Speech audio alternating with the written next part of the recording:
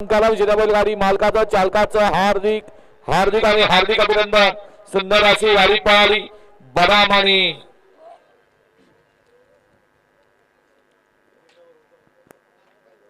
कैलासची गाडी सुटला। गट क्रमांक 77 सुटला आणि 77चा रणसंग्राम चालू आहे।